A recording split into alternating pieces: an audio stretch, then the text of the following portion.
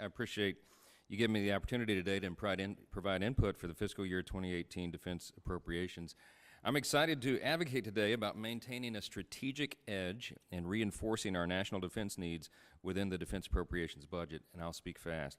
I have the high honor of representing the 4th Congressional District of Louisiana, which we are proud to say is home of Fort Polk and the Barksdale Air Force Base, two major military installations. As I'm sure you know, Fort Polk is home to the Joint Readiness Training Center, and Barksdale is home to our Global Strike Command. These are two vital installations to our nation and our national security interest around the world. I'm extremely pleased that President Trump has promised to ensure our brave men and women in uniform have all the resources they need to accomplish their mission.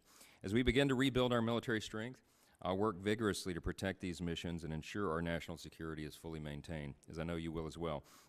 The role of nuclear weapons continues to play an integral role in the strategies of Russia, North Korea, Pakistan, India, and China.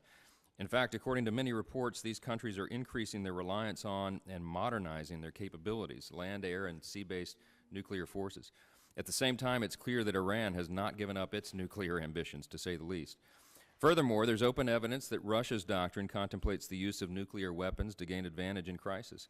Consequently, the need for a strong, capable U.S. nuclear umbrella is growing. But over the course of only 4 years, from 2010 to 2014, the military budget was cut 21%. This happened despite the fact that the world was growing more dangerous and the stage was set for a number of Russian and Chinese aggressions against neighbors and the U.S. through cyber attacks, information warfare, and kinetic actions. Due to today's time constraints, I'll focus primarily on two areas that I think are in desperate need of attention within the FY18 Defense Appropriations budget: our U.S. Air Force and our Army components. First, the nuclear enterprise. I'd like to offer my support for the President's stated plan to prioritize our nuclear enterprise through modernizing our deterrent capabilities in the upcoming defense budget. Thankfully, despite ideological differences, Congress has taken a clear stand on expressing its support to the long-term commitment of Barksdale Air Force Base, which is home to the U.S. Global Strike Command and responsible for the majority of the nuclear triad and enterprise. I want to highlight the important and good work being carried out by the Air Force. This includes the decision to elevate Global Strike Command to a 4-star command, an effort that's already begun to demonstrate important rewards. Unfortunately, I was discouraged to see that some recent budgets fell short of fully addressing items for specific Air Force needs related to improvements at Global Strike Command.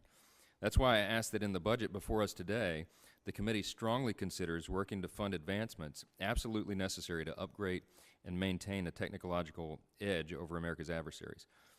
A few areas in critical need of funding are upgrading nuclear communications facilities, addressing the challenges of a B-52 re-engine, and the future of the B-21, among others. Specifically today, I'd like to highlight 3 important areas related to ensuring our nuclear enterprise receives the necessary attention in the upcoming budget. Moving forward, I look forward to working with you, the committee and its members, to address these items. Number 1, ongoing challenges with our nation's aging fleets, including a B-52 re-engine. Earlier this year, debate over whether to replace the TF-33 engine reignited, pardon the pun there, after a B-52 from Minot Air Force Base lost an engine during training. Former Air Force Secretary Deborah Lee James characterized the mishap as, quote, a catastrophic engine failure, unquote, and it was. The challenges in maintaining the aging weapons and a robust nuclear enterprise infrastructure is the second thing, and the needs related to developing critical weapons storage and maintenance facility areas. There are ongoing much-needed upgrades to our nuclear command, control and communications, the NC-3, something I'm thankful the Air Force has begun working on and which I know this committee has engaged in as well. And lastly, improving to fund a robust set of capabilities and options. As you know, the top requirement for nuclear forces is to maintain a survivable and ready nuclear force that's capable of deterring our enemy and, if necessary, surviving a surprise attack. Given today's foreign climate, the need to keep a close watch on this is as important as ever in order to assure our allies and maintain our own defense against hostile nations. Members of this committee are well aware of the activity Global Strike Command oversees and its involvement in a wide array of strategic deterrence, global strike, and combat support in a direct fashion. The Bomber Command, 8th Air Force, is in charge of our aging fleet, and Missile Command, 20th Air Force, is in charge of the U.S. intercontinental ballistic missiles, ICBMs, which are critical to our deterrence and global strategy.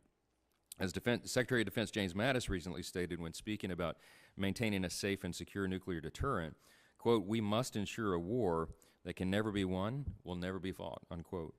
In the event that maintaining a capable and robust nuclear option would not suffice enough to justify attention, these assets also play a major role in our ongoing fight as the terror states continue to grow and expand beyond the threats to Iraq, Syria, Yemen, and Nigeria. Global Strike Command has played an important role in our national security strategy to address new and emerging kinds of threats. Gentlemen, kindly. Am I out of time? Concludes your remarks. Well, I'll submit the written remarks to the record, as you mentioned, and a lot of that is about Fort Polk Army Base and our needs there, the Joint Readiness Training Center, and their ongoing growth and opportunity. Without objection, your full remarks will be entered into the record, and we have a copy of those remarks, and we'll be looking at that. I certainly appreciate your testimony here today. Thank you, Mr. Chairman. Appreciate your important work.